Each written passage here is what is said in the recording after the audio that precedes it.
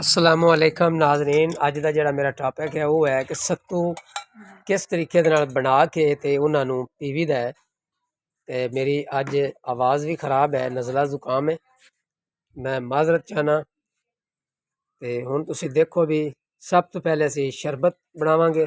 शरबत बनाओ शक्कर दा जी। ਇਹ सत्तू पै ने डब्बे दे विच ਜਿਹੜੇ ਅਸੀਂ 6-7 दिन पहले बनाए सी ते ਇਹ ਹੁਣ ਅਸੀਂ बना रहे हैं जी शरबत। इहदे च शक्कर पाइए पानी डालो, अंदर हम ਅਸੀਂ पानी डाल रहे हैं। पानी होर डालो डालो डालो पानी डालो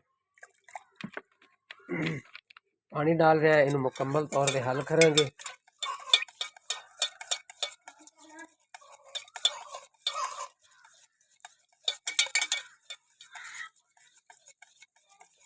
इन्हू हल करके इहदे विच असीं पाइए शक्कर।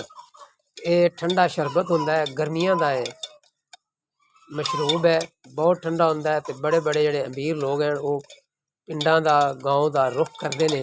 ते गरीब जेहड़े गरीब लोग हैं ज़्यादातर वो इनू तैयार करते हैं, वो गढ़ते हैं, साइडां तो कट कुट के लै आउंदे ने। उन्हां दा रोटी रोजी का सिस्टम बन जाता है। अमीर लोग उन्हां को फिर मंगवा लेंदे ने, दूसरे जिले वाले जेहड़े शहर ने वो फिर गर्मियां दे विच इनू पींदे ने।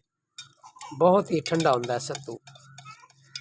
ये जौ हुंदे ने, जिस तरह गंदम है इस तरह जौ होंदे ने। ते जौवां दा बनाया जाता है। जौ नूं उतार के गिले नूं फिर उन्होंने बोनी लाई जाती है, उन्होंने बुन के रखा जाता है। फिर चक्की दे हत्थ वाली चक्की दे विच उन्होंने फिर गुजार के पीसिया जाता है। फिर उन्होंने कपड़ छान किया जाता है करके वो सत्तू तैयार हो जाता है। जिस तरीके नाल डब्बे च पिया मुड़ शरबत बनाते हैं जिहड़ा तुहाडे सामने बन रहा।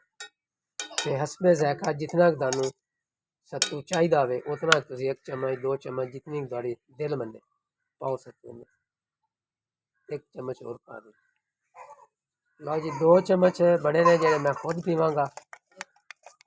हुण इहदे च पावांगे जी पानी ते इंजॉय करांगे। ते मैं सोचा भी अज दी जेहड़ी वीडियो है वो पहले सत्तुआं दी बनाई सी, हुण चक्की च किस तरह गुजारी दा है। ते हुण सचमुच जेहड़ा ना जी हुण शरबत बना के ते मैं तैयार करके ते हुण असीं पीने आं। लै जी तैयार हो गए ने।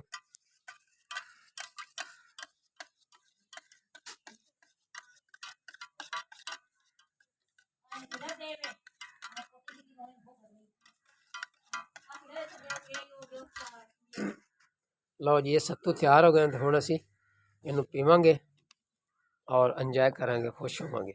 यह तरीका है इहनूं बनाउण दा जी, कोई मुश्किल नहीं है।